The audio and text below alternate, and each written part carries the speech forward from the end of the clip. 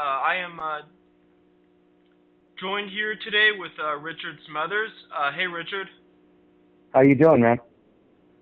So you're a former porn star, Yes. and you probably get this a lot, but a lot of porn stars, they came up with porn names, but your name's sort of Dick Smothers. You sort of had like the perfect porn name. Well, it's funny. John Stewart, when I was getting a little bit of media attention, John Stewart on the air said, Dick Smothers Jr. Or he goes, best porn name ever, Dick Smothers Jr. And I felt rather flattered by that. But I mean, it wasn't. It was kind of unfortunate, actually. I didn't decide to go with my real name because my first name's Dick. I went with my real name because I wanted media attention, for doing it. And, it wasn't like I was going to change my name to like, I don't know, Kyle Wood or, one of those things like that.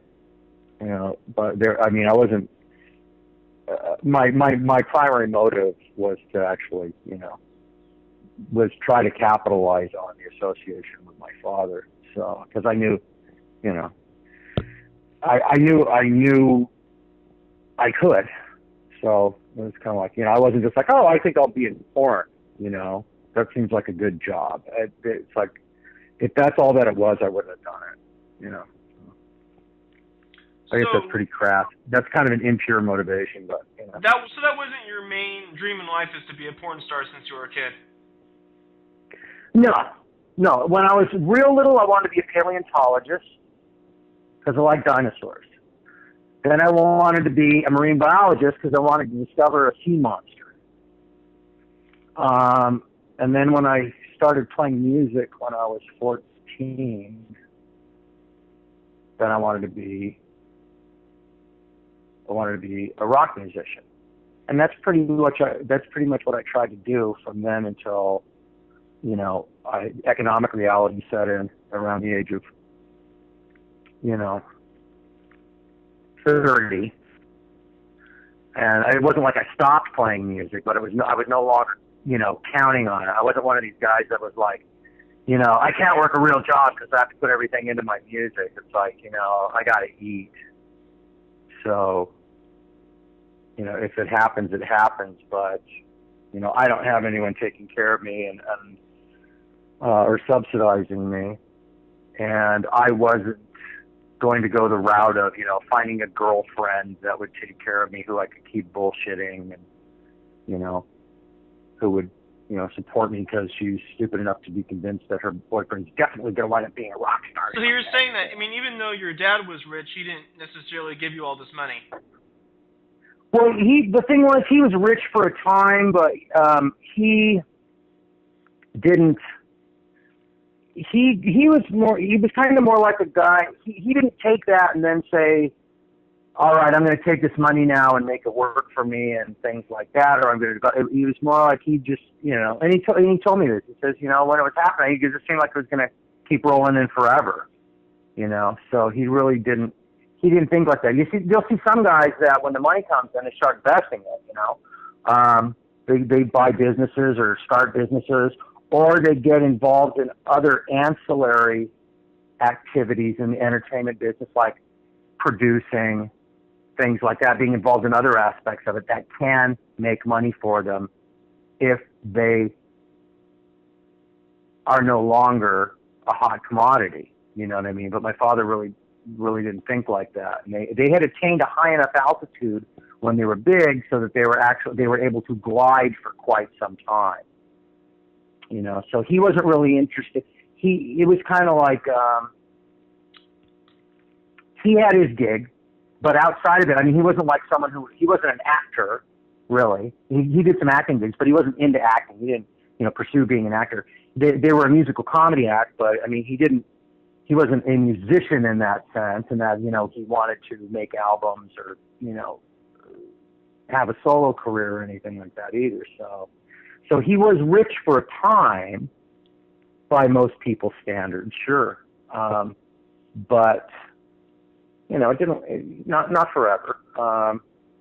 So and it wasn't one of those things. We weren't really a family where, you know, I mean, I had to do chores when I was a kid, and we lived a middle class existence for the most part. We didn't have maids. You know, I didn't get a BMW when I was 16. You know what I mean? I didn't have a credit card or anything like that. I got an allowance, and if I did something bad, they kept my allowance from me. You know, just like normal kids. You know, or optimally. I mean, to be perfectly honest, I mean, I saw a lot of kids that, you know, were. I mean, to be frank, they were spoiled, but they led. You know, their parents weren't rich or celebrities or anything like that. So that wasn't anything that I could count on. Now, my mother had died when I was 22, and so I inherited a little bit of money from her. You know, she had insurance policy and some other things like that. So I you know, in part supported my attempt at a musical career with that. But, you know, that didn't last forever, and that wasn't something that I could have lived off for the rest of my life. So, you know, at a certain point, I had to get a job, you know. And you were pretty young at the peak of your father's career. Oh, Jesus, yeah. I mean, they peaked in like 1968. You know what I mean? I was 5. You know, so there wasn't a lot to, you know, I wasn't like, all right, I'm going to go out and be a 5-year-old, you know, rock star, you know. How much of an influence did your father have on you? In what sense? If you could be more specific. Okay, I would say the creative sense. Well, my father wasn't really. He was not a big. He wasn't. He was a performer. He wasn't a creator. So he wasn't really responsible for the writing and things like that. So I'd have to say not at all. My uncle is more of that type. He was a big part of the writing. He was it was kind of, the show was his baby in a big way. He was the executive producer. He was there in the editing bay, you know. So the creative end of things my father wasn't really involved so much. You know, I wasn't privy to every session they had. I'm sure he made his contributions, but for the most part, I mean, you have really great violinists in the world, right? They don't write anything though. You know what I mean? They're performers, you know. Not every musician, dancer, singer, actor really is an artist in that sense. A lot of them are just performers. And that's what my father was. He was a performer. So would you view yourself as purely a performer, or have interest in the other aspects like writing and that? Oh, well, I started writing my own stuff as soon as I started playing music. I began playing music when I was 14, and I started having my own band. So yeah, I played original music for most of my musical endeavors have been original endeavors, and I've been the key writer, sometimes the exclusive writer. So as far as that goes, oh yeah, definitely. I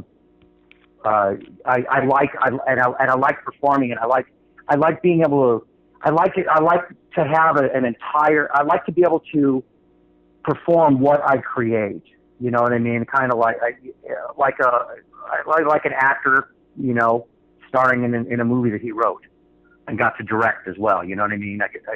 I like creating my own character and having my own voice and putting my own preferences out there. There have been times when I've performed in cover bands, and it just really hasn't been very rewarding. I was involved in a cover band that was actually very successful. I mean, as far as making money and booking gigs and things like that. Are you talking about Kamikaze?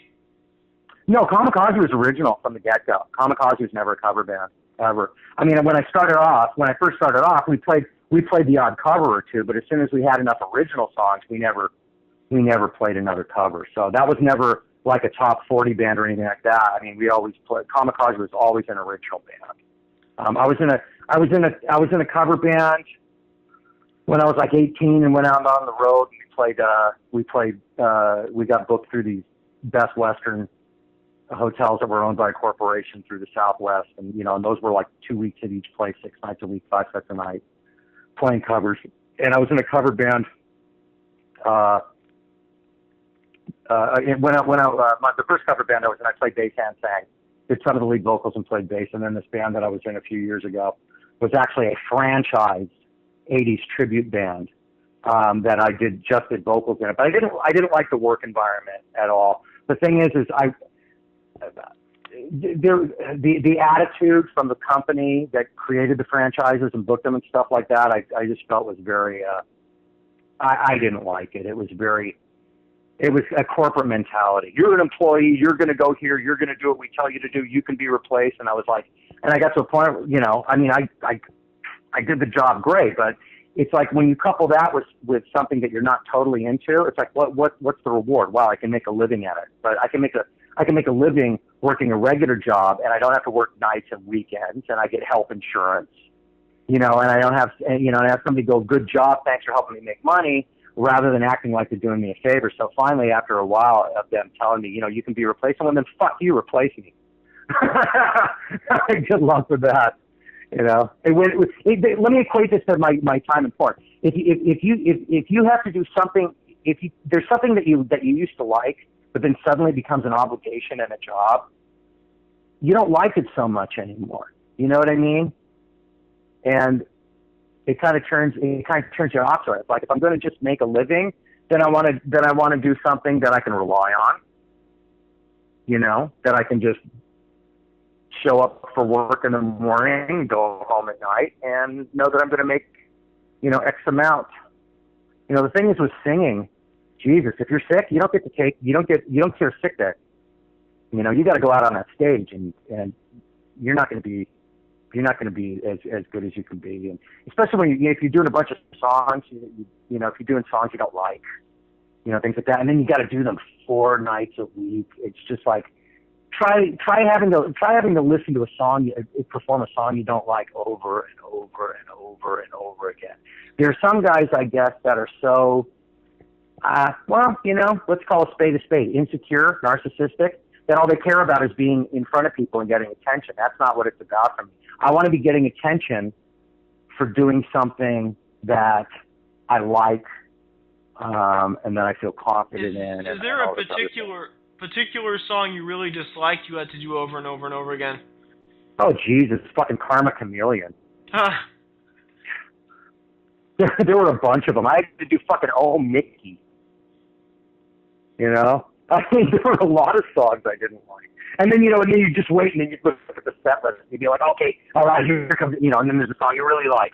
You know what I mean? Oh, thank God for that. And then you're back to something else you don't like. So what are your favorite songs you performed? With that band, I liked anything by Duran Duran. I loved Duran Duran. I loved doing Relax by Frankie Goes to Hollywood. That was a killer song. Love that. You know what's funny is I've done karaoke before, and I've done Relax. I'm an amateur. I'm not as good as you are, but I've done Relax, and I've done some Duran Duran. Right on. I have my own. When I do karaoke, I like doing Girls on Film. What I really love is Bowie. We didn't do any Bowie in this band, which sucked. I do China Girl. I kick China Girl's ass. I do Beds Are Burning by Midnight Oil. Love that song. What else I do? Oh, I sing the shit out of Wicked Game. Love that song. Chicks love that song. I love that song. It's a great song. But, so it's mostly 80s. It was an 80s tribute band. So what it was is they called it an era tribute. So as opposed to being a tribute to a particular band, it was a tribute to an era. So we had a shtick. We dressed like Revenge of the Nerds, so the glasses with the Band-Aid in the middle and goofy choreography and things like that. And it was, I'll tell you what, it went over really well for the crowds, because if you're going to do a cover band, the thing is, all people care about are the songs. They just want to hear songs they like and songs they know, and from the first gig we ever did with that band, the crowd loved it. We had great audiences. They danced every song. They sang every song. It was a no-brainer. It really was, So they definitely knew what they were doing when it comes to putting these things together and marketing them. And, they were able to book their bands through, they had territories. So there were bands that were basically identical to us, that had the same set list and the same choreography, and the company provided the backing tracks, you know what I mean? So the backing vocals and synthesizers and stuff like that, That was all provided. It was a franchised operation. They booked the bands, and so they had them in different territories, you know. And what they would do is if a guy was going to take some time off, they'd make a guy from one of the other ones. They'd fly him over and have him sub, you know, for the guy. So it was a completely corporatized endeavor, completely, which philosophically I don't object to. I mean, if what you're trying to do is make money, but it was just the attitude. I didn't like the attitude, and who I wound up playing with inevitably were other guys around my age who didn't make it. You know what I mean? They were in bands in the '80s and they didn't make it, or they had kind of made it, but it was gone. And so there was, with a lot of them, some of them were really cool, but with a lot of them, there was like this chip on their shoulder. You know what I mean? And I just thought that. I'm guilty of reckless integrity. I don't mask my contempt, right? So I'm just like, you know, the guy, you know, some guy starts getting attitude. We're in a fucking cover band, right? So essentially we're a jukebox. I'm like, dude, get the fuck over yourself, man. I'm like, you could be anybody. They don't care who you are. I go, they don't even know who you are. Once you take those glasses, your getup off, you can walk out the audience. They wouldn't even recognize you. So, would you say that the porn industry has that same kind of corporate mentality? No, actually, there are corporations within the porn industry, but it depends on who you're working for. There are a lot of true independents in porn. There really are. There are guys that do things their own way, and as long as their stuff's, I mean, if they have their own line, they get to pretty much do things however they want, the way they want. And if they found their audience, then it's kind of like a band finding its audience. You know, like I don't know, like Ed Powers. Ed Powers is a brand. It has a brand and a thing, and it is dirty debutantes, and there are people that like this dirty debutantes. And it's I would liken the porn industry less to the film industry and more to the publishing industry, because really what you're doing is you're putting out publications. You know what I mean? They want to see, the rule of thumb is you got to have at least 4 titles and you put out 1 a month. You know what I mean? So there's a branded identity. So when it's dirty debutantes, what you're seeing is first timers. So that's what those guys like. So Ed's going to put out a dirty debutante every month. You know what I mean? And they're waiting for the next one to come out, Or it could be, you know, anal gangbang, you know, 5 through 75, you know, or, you know, teenage black chicks screwing midgets. You know what I'm saying? It becomes very specific, just like the magazine industry. You got Guns and Ammo, you got High Times, you know what I'm saying? So that's kind of what I noticed. But with that was what it looked like more to me. It resembled the publishing industry much more than the film industry. You know, even though they did put out, you know, features, but you're still following formats for the most part. You want 6 sex scenes. You don't want to go longer than 10 minutes of dialogue or 5 minutes of dialogue. And the ones that I did, it was basically like this: 5 minutes of dialogue, 10 minutes of sex. 5 minutes of dialogue, 10 minutes of sex. Make sure there's 1 girl-girl scene, 1 anal scene, you know, and it was very formatted that way. And it's changed because in the past, porns were like a whole movie, but now it's because of the internet, it's all about like short 5 to 10 minute clips. Well, it's something, you know what it is? It's something for someone to jack off to, you know? So if you look at 70s porn, they were trying to make movies with sex scenes in them. They're not that good to jack off to, though, because you don't have 10 minutes of straight sex. I mean, sometimes it'll go pretty quick. Positions will change quick. Angles will change. You know what I mean? And it became more of it really was, from what I've seen in the 70s, those features were more people trying to make movies with sex in them. Now, for the most part, they wound up being bad movies. I mean, really, bad acting and low, you know, things like that. But they were trying. You know, there was no format to follow. But they also made a lot more money too, because I mean, you know how it works, right? People didn't have VCRs or anything. Well, how a movie works is a theater pays you. They kind of rent your movie. They don't buy it from you. They got to pay you. And as long as that movie was in that porno theater and guys were showing up to watch it, they kept paying you to keep running that movie. So it became perennial for a lot of them. like Devil and Miss Jones and stuff, was at movie houses for years, and they're making money every month off of that thing. And that, we all know that changed.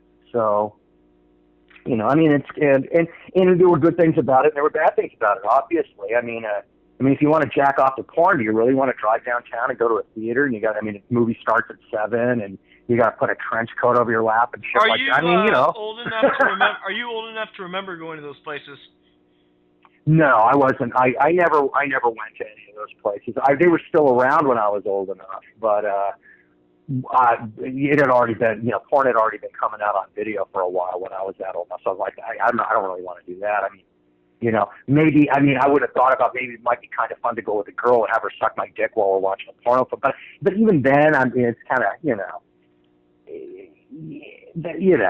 in a dark room full of people I don't even know. They're all guys, and they're, this guy's always jerking off and stuff, and in all likelihood, it's probably not going to be very clean. And, so from a fantasy standpoint, yeah, but nah, didn't really appeal to me. I think video is the best thing that ever happened to pornography, probably, for the user anyway. You know what I mean? So it's a private thing. That's the thing. It really is, generally speaking, it's a private thing. It's like taking a shit, man. I don't want anyone to see you jacking off. Do you? I mean, no. So your first pornographic debut was in a Showtime softcore series. I guess explain the genre of softcore. Does softcore officially mean that they can't depict the... No penetration. They don't show penetration. Okay. And they don't show an erect penis. That's how the rules work, at least in the United States. No, they can't show penetration. They can't show an erect penis. They can't show a close-up of a vagina, spread open or anything like that. It's basically tits, ass, and the people humping, but that's about it. Yeah, right. It's like, what did this one comic I saw once a long time ago call it? Because he was talking about how much it sucked going back to his hotel room, and he had this porn on. He called it a bobbing hairy man's ass. Because that's what you get to see. Some bobbing hairy man's ass. So, but there are some things that were produced specifically as softcore. So, like for what we call Cinemax, because Cinemax was notorious for having a lot of those. So the first thing I was in was actually a softcore. It was an episode of the softcore series called My First Time. So you sort of had a preference for couple scenes. So there were certain genres. You had your limitations. There were certain genres you felt uncomfortable. That I felt comfortable appearing in, which actually weren't reflective of my own taste or how I am alone with somebody. There were couples oriented. So when they talk about features, they say features are couples oriented, even though, when it all is said and done, come on, man, it's mostly guys watching this so they can jack off. But the idea is that a couple together is going to be, at least then they thought, something with some story, something without extreme hardcore sex, no, choking or, name calling and, things like that. No. So you obviously would not want a part in a Max Hardcore film.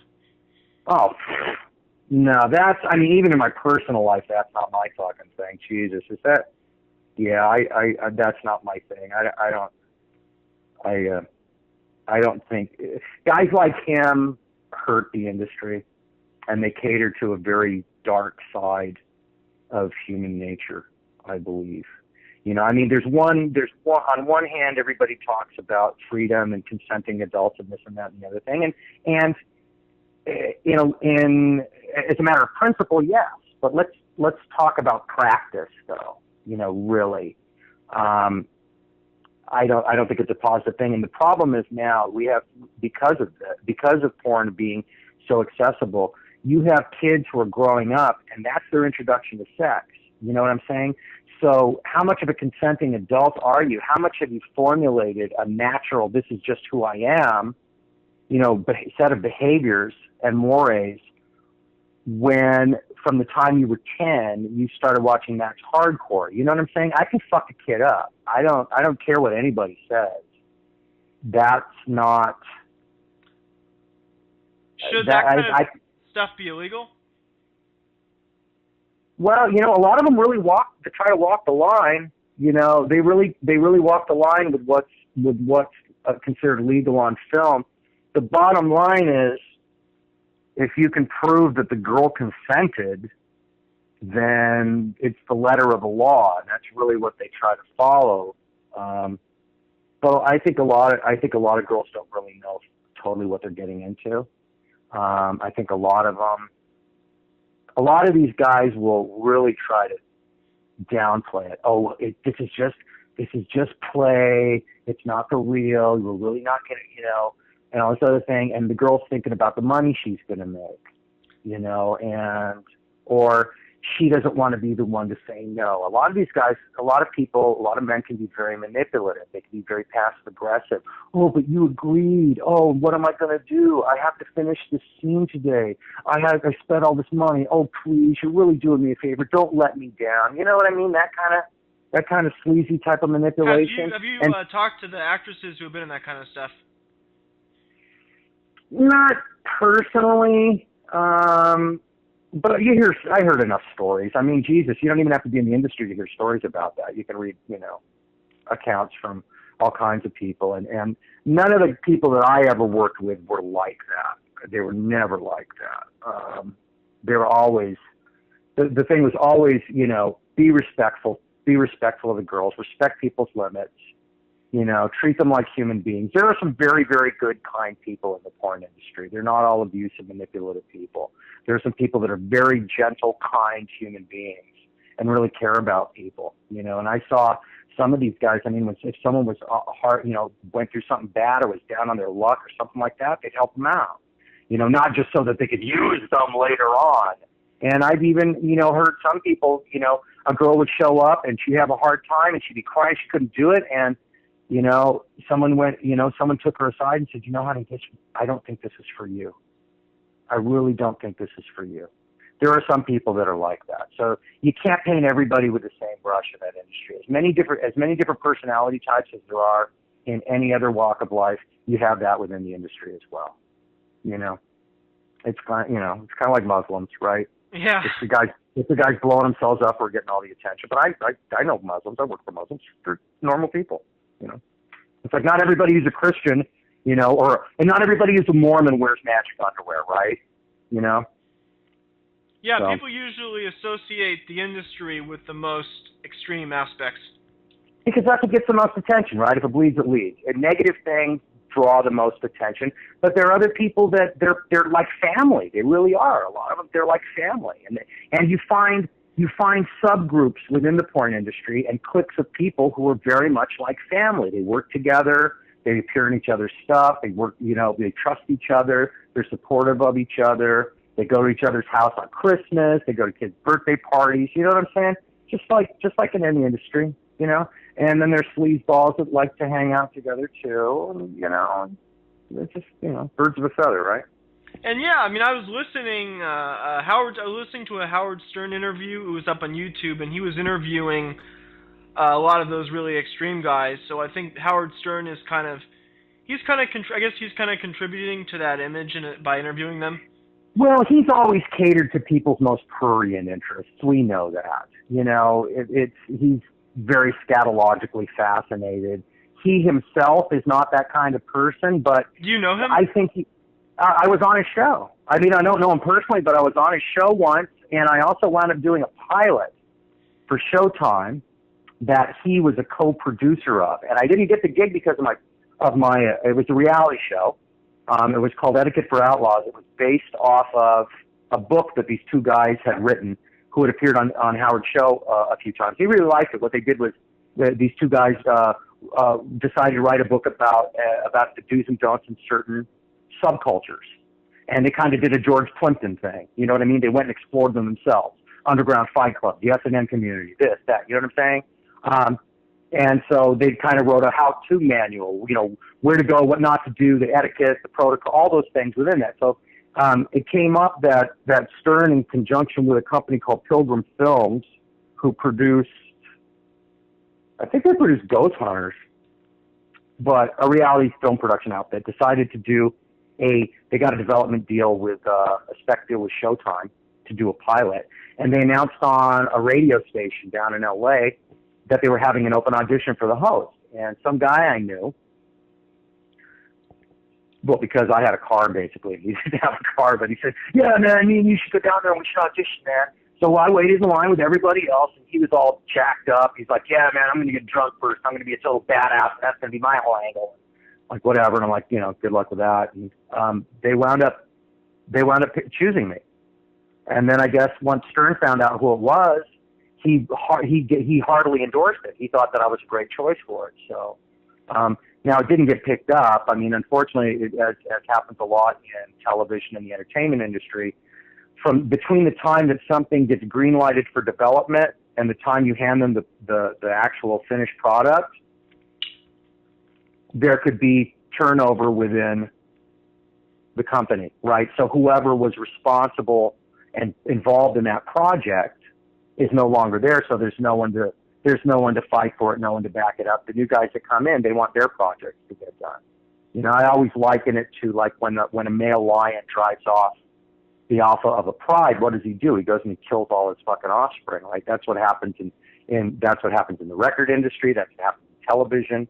That's what happens in movies. Very rarely does a project that from someone who got fired or someone who quit get seen through. So that's what wound up happening. But I don't know. The only time I ever met Howard was when I appeared on his show.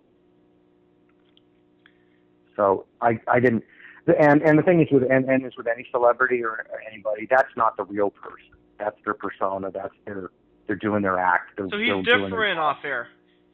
From what I understand, from everything I've heard, he's a very kind, kind of soft-spoken. You know, I mean, in his own words, from what I understand, I mean, I'm no expert on Howard Stern, but he just releases his id on that show, and it's a safe place for him to do it. You know, and he actually gets, but he attracts. I mean, you've heard the callers and things like that. I mean, what do they have? I mean, or queefing contests and, a guy with a big dick is showing it to everybody and people shoving things up their ass. I mean, it's like the kind of stuff that if you were, 12 years old, you'd be like, "Oh, no, I can't believe this is amazing." But as an adult, personally, I'm like, yeah, whatever, like I'm not a big Howard Stern fan as an adult, but I was a really big Howard Stern fan when I was like 16 or 17. Yeah, you outgrew him, right? Yeah. Yeah, exactly. So there you go. I guess some people haven't, though. Yeah, I recently interviewed Luke Ford. How influential was Luke Ford's journalism on the industry? I have no idea. I mean, Luke interviewed me, and he was one of the more intelligent, well-spoken, erudite people that I met or had anything to do with in the industry. But I couldn't tell you. I mean, I guess he, whatever. He had a blog and stuff like that. I wasn't up on everything and everyone. So, but I like him, and I like intelligent people who speak well, who are incisive in their questions and thoughtful and aren't afraid to deconstruct things and speak about them speak about aspects other than the most obvious and sensational ones. And he was definitely, I felt that he was definitely one of those people. I liked him, but I don't really know. I have no idea what kind of influence he had on the industry. What he was saying when I interviewed him, he was saying that a lot of people who get into the porn industry, he says that they lack like human connections to things like family or community. Do you think that observation is accurate? I think there are some people that are like that, sure, and they're looking for some place to belong, and they find a place. But, that's how, that's what makes religions and cults successful too, right? That's what makes multi-level marketing organizations successful, right? They're just there are a lot of people out there that are looking to belong someplace, and that they need an identity, and they need to feel cared about, and they need to feel like they belong, and they need to feel like they they can't, they're afraid to stand on their own, or maybe they've had terrible experiences and they need to feel protected or whatever. But I wouldn't argue with that. There are plenty of people like that in the industry. And then there's a lot of other people that, you know what, they're their own people and they're doing their own thing. They're nice and you work with them and things like that. And they go home at the end of the day. You know what I mean? They're not fully invested in their workplace as being a surrogate family. But you'll see that in every industry. You know what I mean? I saw that when for example, I went through Est when I was like 18, and then I went through Landmark when I was like 30. And you'll notice there were some people, they just came, they took what they were going to get out of it, and they left. And there were other people, they wanted to be trainers, and they wanted to be part of it, and all that other shit. So. Are some people? Would you say a lot of people are traumatized or have long-term psychological problems from being in porn? Well, I would say that the historical record attests to that fact. It doesn't happen to everybody, but some people it does. Yeah, some people have horrible experiences. Some people were very fragile going in, so it was worse for them. They couldn't deal with it.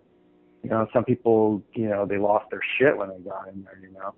So yeah, no, there's been people who have committed suicide, people that have come out of it and now they're born agains, and it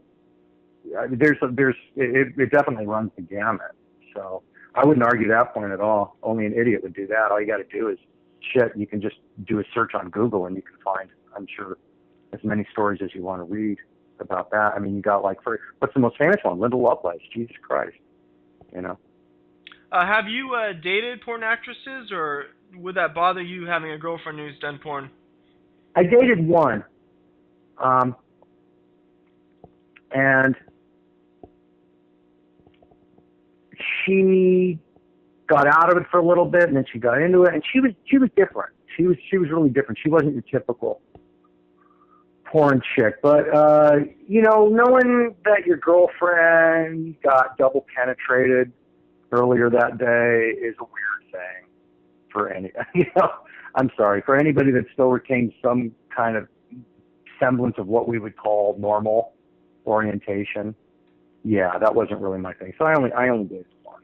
So aside from that, I was pretty isolated. What was the most sort of extreme thing in porn that you were willing to act in?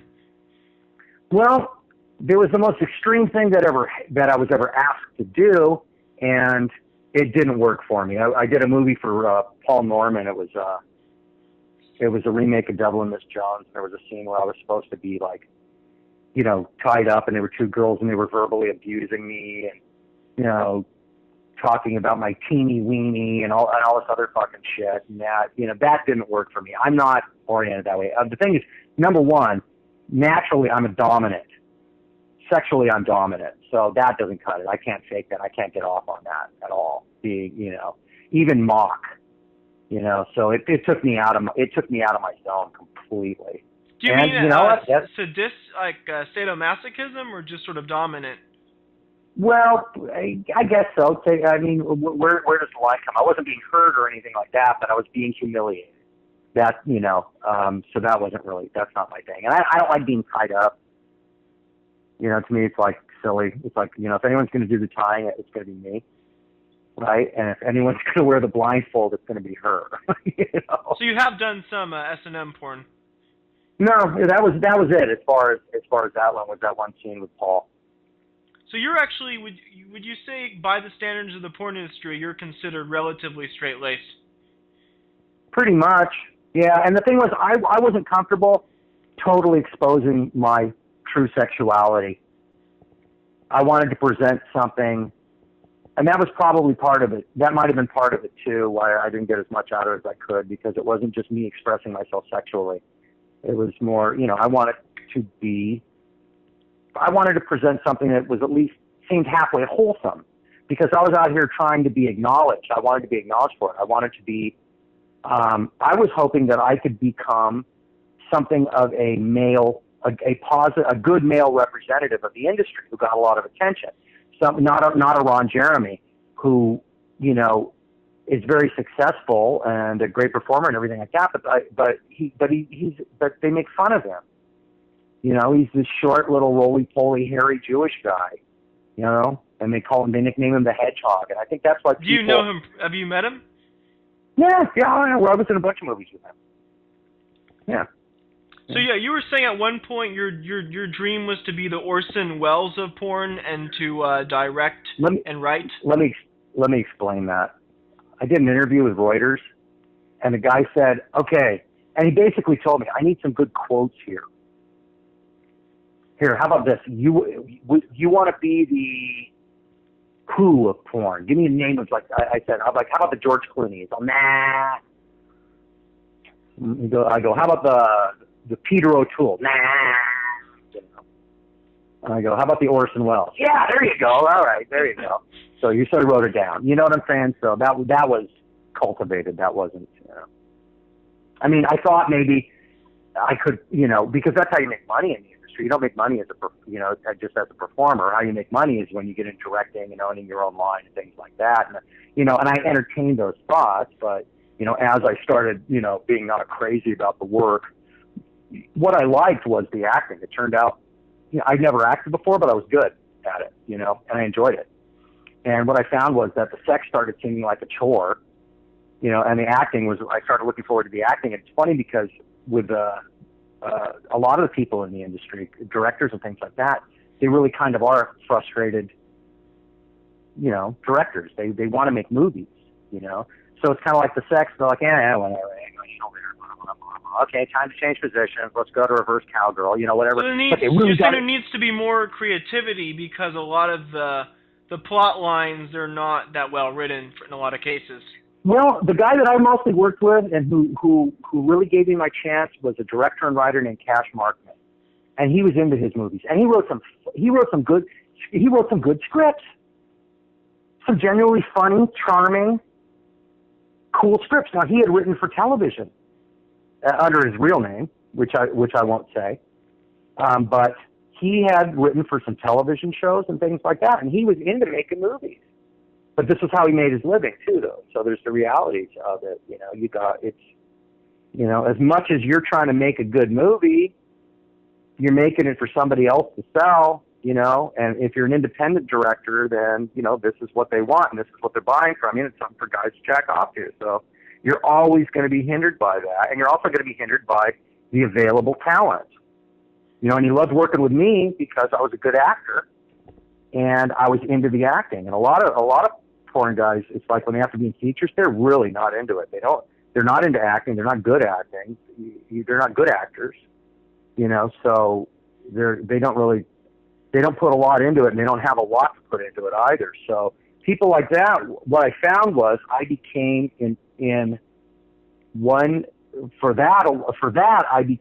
for some directors, I became kind of a go-to guy. Hey, we need a good actor for this. We need guys, and they would come to me. So even when I started having, when it turned out that, I wasn't the most reliable sexual performer in the world. I mean, like Cash was one. He goes, you know what? He goes, you do the softcore, and he goes, and then we'll edit in a stunt cock. And that's what they call it. They call it. So you don't necessarily need to be erect for the softcore stuff.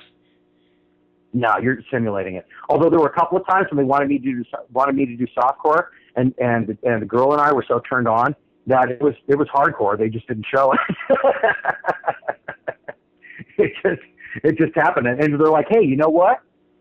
This is great because these are two turned on people. So even though it's softcore, you still want you want verisimilitude, So. But yeah, when it comes to softcore, now you're not even penetrating. You don't have to be erect or anything like that. And if it is a softcore production, a lot of times what they do is they have you put a sock over your dick. So there are some people that have only ever done softcore.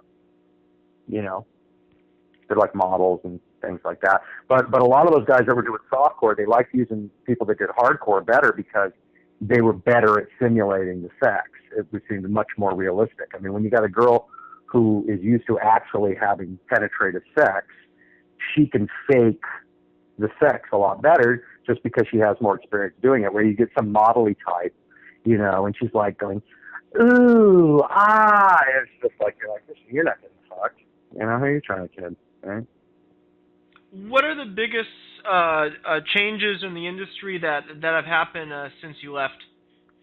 What I've noticed, it's all dependent upon access, um, which Adam Smith, the noted economist, economic philosopher, said that's kind of the downfall of every industry is access. So what wound up happening is, since really what it boils down to is we're making pornography for guys to masturbate to. Once technology got to the point where anybody can get a cheap camera, I mean, you can use a cell phone now, Jesus, and everybody has access to the internet, then it started really cutting into DVD sales. And there's still a market for cable, porn and pay-per-view and stuff, but I honestly couldn't tell you how severely that's been affected. Maybe, but I think what it is a lot of people find it more comfortable to lie in their bed and masturbate than to be on a laptop. Yeah, sure. Well, you can do what I do, and I have my computer HDMI cable to my big screen TV, and I actually don't even have cable. I get all my TV shows for free off the internet, and all the commercials have been edited out, and I can watch them anytime I want. I can pause it, and I can rewind it, and I can do all that other shit. So yeah, so I've got a setup like that, and then I have a wireless mouse and keyboard, and there you go. So but not everybody. You're still turned on by porn. I would think you would be pretty bored by it, bored of it. No, not really. I mean, I like, I mean, I'm not like a porn fan, but yeah, I watch porn, I watch it there, for inspiration, and jerk off, right? Yeah, that's what it's for. Now, what I find that I like more, though, and I think that this is symptomatic of how the industry has changed, I prefer seeing something that I think is real. You know what I mean? That looks, that the people are into what they're doing, and it's not all orchestrated and directed and, lit and things like that. It's about, you want to put yourself into the scene, you know what I mean? It's a vicarious thing, so you want to imagine that you're the one there. And if I'm going to imagine something, then I want to imagine that I'm this guy that's with this chick that's really into me fucking her. And that's not always the case. It's not always real. I mean, if they're on a spaceship, or whatever. Yeah, I know there's a lot. I think at Showtime they have like the softcore series that takes place in a spaceship, and there's all this telepathic stuff, and. Yeah, and I don't know. Maybe that's for people that are just a little bit not, they're not quite comfortable with, hardcore porn or whatever. I don't know. Obviously, there's still a market for it to keep making those things, but I mean, they don't make, they don't have huge budgets and they don't make a lot of money, but I do know that a lot of my movies still, one of the revenue streams is you sell the cable licensing to different regions and areas. So it's like, when I, in Canada, I'm a permanent resident of Canada.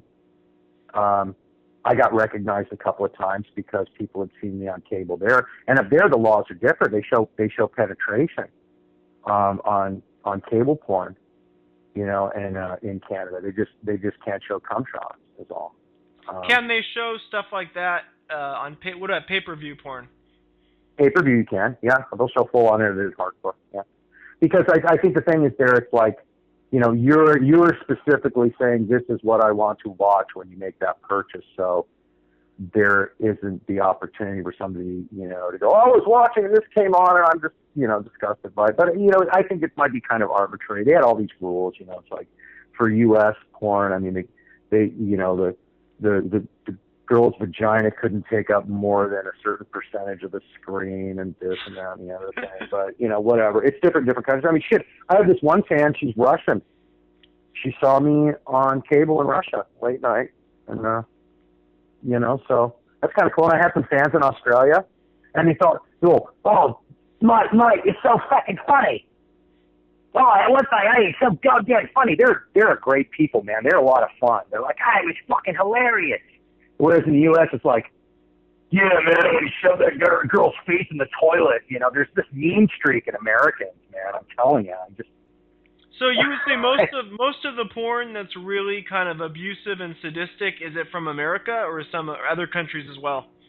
I don't know enough to be able to say that. I'm sure it's from every country. I mean, we all know that the Germans are definitely into their fucking S&M fetishes. You know what I'm saying? But or in just, Japan, you know, the Japanese have the thing called a gokun. Is that where they're to like animal entrails and No, shit? Or gokun is where it's a Japanese fetish where a bunch of guys jerk off into cups and a woman drinks it. oh, it's like bukkake. Yeah, right. Yeah, you know, I mean, I'm not. I mean, I was in porn, but I'm not enough of an expert to be able to tell you. You know, it's like porn around the world. You know, like a food critic or something. I honestly couldn't tell you. So you left the industry after the AIDS scare. Yeah, and that was and that wasn't why I left.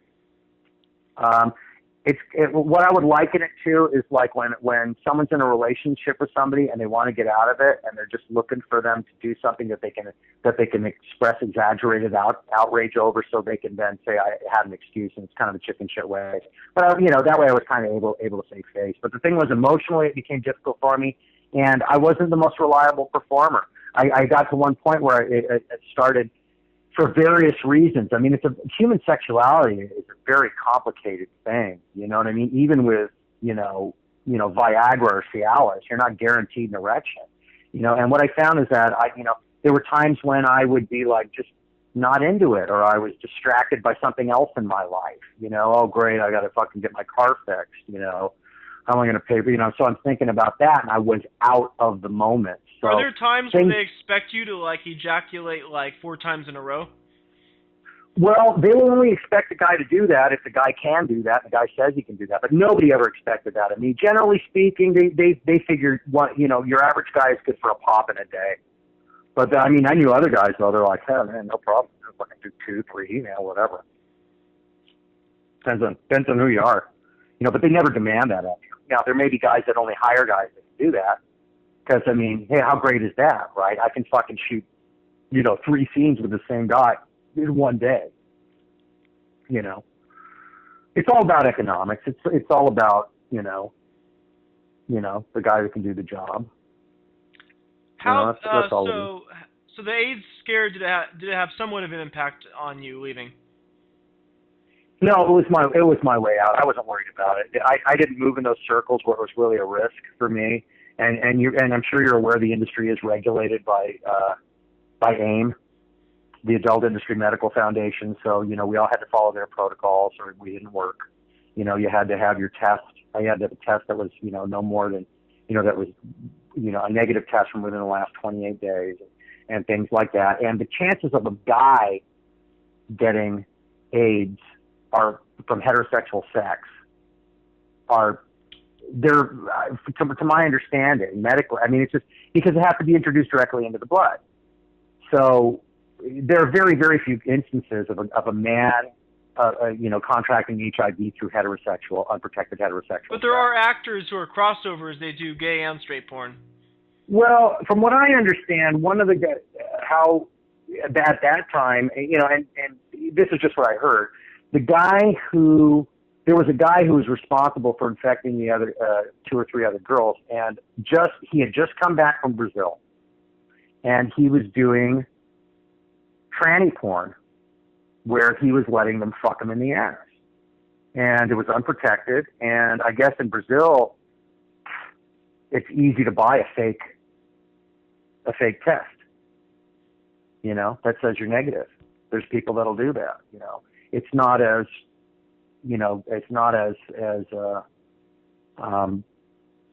by the book as it is here. You don't have. I mean, AIM is really did a lot for the industry as far as protecting the performers and giving people a comfort zone, things like that. So to be perfectly honest, I wasn't worried about it.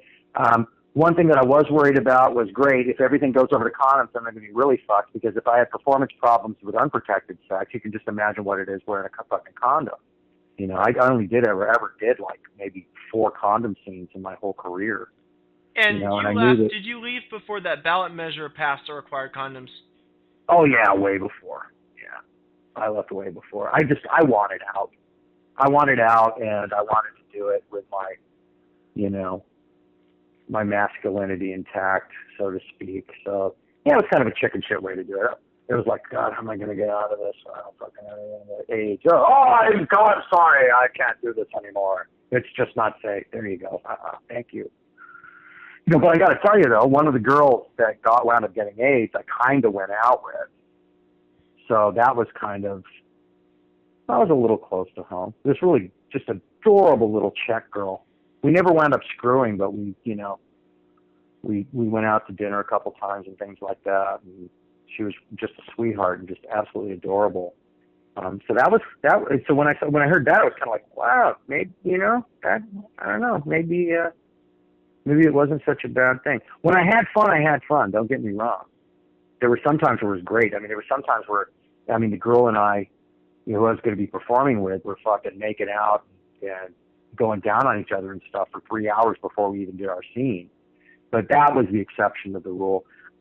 I couldn't just turn it on and turn it off like that, you know. So now you're done with porn. What do you see yourself doing in the future? Well, I work a straight gig, which I'd rather not talk about. I, you know, keep my privacy in that respect. But I work a straight gig, and I got a couple of things I'm doing. But I've worked in the same industry for about 8 years now, for a living, and I just, you know, I live a normal life. There's a couple of things I'm working on. I want to, you know, kind of keep private. But what I see myself doing is, you know, I mean, no plant survives first contact with the enemy. So regardless of what I would like to do, or anything that I'm working on that I would like to see turn into something, what I know that I want to do is just make sure that I just don't want to die, you know, homeless, penniless, and alone. You know, I mean, to me, I don't need that much. I've never been. I've never really felt I needed to prove anything in that. So you don't need to have some big celebrity legacy. No, and you know something? People people really don't get it. There's so many people that just think the greatest thing they could ever be a celebrity, and they don't understand. I mean, I've really learned to value my privacy. I've really learned that's important to me. I've learned that there are times I only want the attention when I want it. Otherwise, I want to be left alone. You know. And letting people into your life and exposing yourself, and you just see everybody doing it. I mean, you see kids on YouTube. I mean, every time they eat a sandwich or take a shit, they're talking about it on their Facebook pages and on YouTube and stuff. And it's like, the narcissism is just beyond belief. And the thing is, and I'm sure you've noticed this, regardless of who you are or how great something is that you've done, if you're getting attention about it, for a lot of people, it's just an opportunity to try to vent their spleen all over you. You know what I mean? So it doesn't matter who it is. Fuck this guy. He's about bullshit. You know, you could have saved a busload of children. He wouldn't even. The only reason he did that is because he thinks he's gonna, you know, get attention or someone's gonna pay him money. I mean, there's no way around it. So when you open yourself up like that, the idea that a lot of people have is everybody's gonna think I'm so great. No, everybody's not, man. It doesn't matter how great you actually are. It doesn't matter how wonderful what you've done is or how good it is. There's going to be a significant number of people that all they're going to do is shit all over you, because that's what they do. And with the internet now, they can do it freely and with anonymity and with impunity, whereas you really couldn't before. The first haters, I think, well, it started off with graffiti. Johnny's a fag. You know what I mean? Then when I really saw it, and I noticed it on Stern, the radio talk show caller. There you are. Your face is not seen. Nobody knows your real name. And you're just on hold waiting so you can bag on that person that's on the air. You think you're so fucking great, blah, blah, blah, blah, blah. And that's what they do. And on Stern is the worst when it comes to that. But like conservative talk radio, anything like that. That's what you get, you know, no matter how you try to screen people. And some of them will cut the guy off right away, but Stern, they love it, you know. So, I mean, when I was on Stern, I mean, Jesus, you know, you've got these trolls that they've been on a hole for hours. And it's not doing anything to improve the disposition, right? So by the time they finally get on there, they just want to try to lay into you. Now, fortunately, most of them are just fucking idiots. And I used it as an opportunity. I mean, there was one woman who started yelling at me, some old bag. And she goes, how does it feel to be a blah, blah, blah? I said, how does it feel to be a walking yeast infection? And she's just like, and then, you know, I cracked up everybody in the room. One guy comes in, one guy calls in, he's all, yeah, you think you're so great, I could do porn if I wanted to. I said, why don't you want to? He said, what? I go, you said you could do porn if you want to. Why don't you want to? Are you a fag? You know, instead of going, hey, what are you, a fag? You know, and so, you know, I gave as good as I got, but, you know, that was just, I mean, that's what the show was about, right? So, but to me, the internet is that magnified exponentially. And you've seen it anywhere you go. It doesn't matter what the story is. It doesn't matter what the story is. Trayvon Martin, oh my God, you know what I mean? An unarmed kid gets killed by some fucking asshole walking down the street to see his dad carrying some Skittles and an iced tea, and there's immediately people jumping in there. Yeah, well, I'm sure he did something, this, that, and the other thing. It's like, dude, why? It's just there's too much opportunity for people to do bad things. There's too much opportunity for people to be mean. You know, and all their frustrations, all their insecurities, all their disenfranchisement. Now they have a way to do it, and it's like carte blanche has now been given, because what's reality TV for the most part? It's humiliation. You know, it's humiliation. People want to see somebody fail. They want to see somebody lose. They want to see somebody be made an asshole of, you know. And so celebrity is it's not what most people, it's not what the uninitiated think. And it takes a rare type of, it takes an enormous amount of self-absorption to be able to be a successful celebrity, because you have to be about you all the time. And I get tired of me. You know what I mean? I can't be about me all the time. I can't just talk about me all the time. You know, I'll talk about me when I feel like talking about me. Otherwise, I want to. Would you say a lot of narcissists get into porn? Of course, a lot of narcissists, a lot of insecure people. There were some definite types among the guys that I saw. Some of the guys were hate fuckers. They're misogynists. Some of the guys were like the dumbest, stupid, bonehead jock that you knew in high school. You know, this shit, blah, blah, blah. And great performers, but dumber than shit. There were some guys that were really needy, that were weird. There was this one guy, I'm not going to say his name, and he was a nice fucking guy, but man, okay, we did a movie, and once, you know, and you know, the director, you know, we were prepared, you know, because I tell the guys, hey man, if I can't do it, you better have a guy standing by who can do the penetration.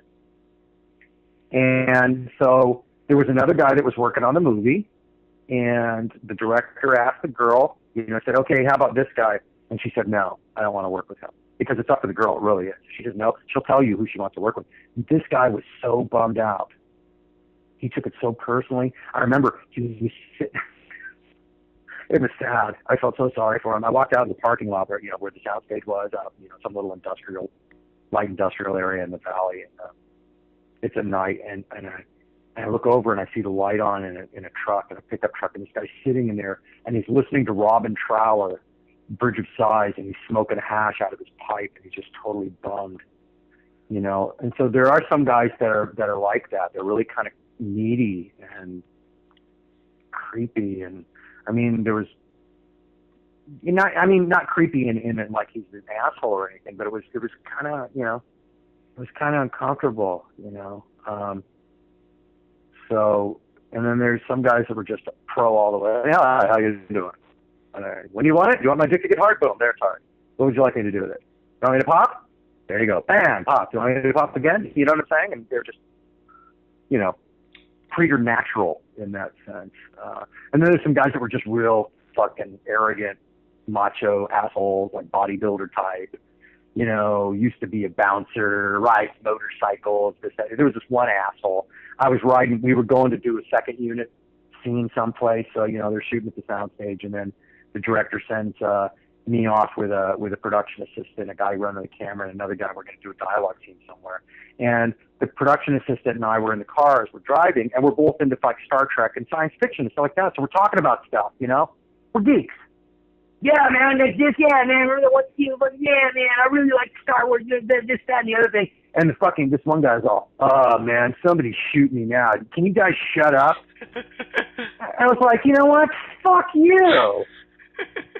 Seriously, fuck you. Fuck your tattoos. Fuck your steroids. Fuck your reverse curve fucking dick. Fuck you.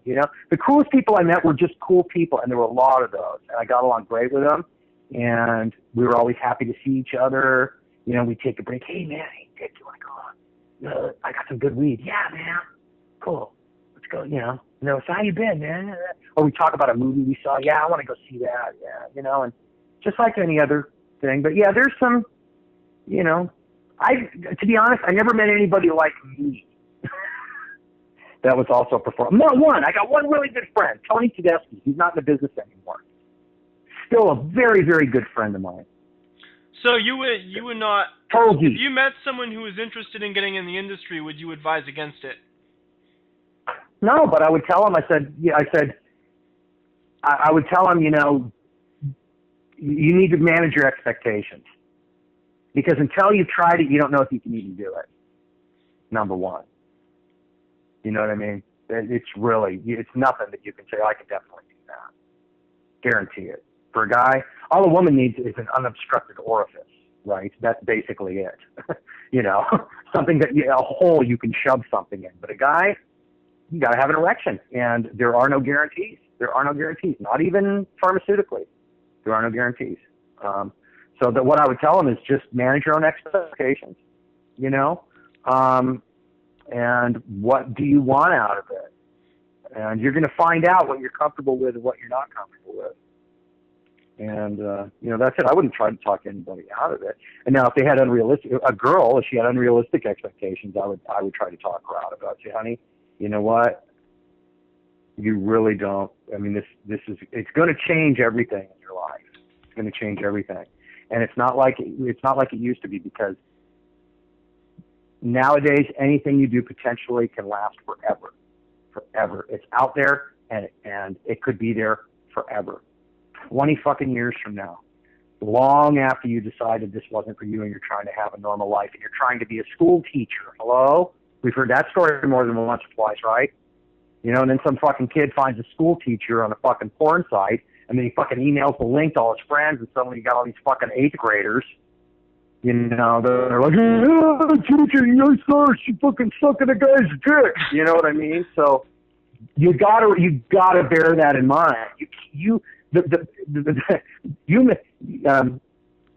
may be done with your past, but your past ain't always done with you. And something like this, it could last forever.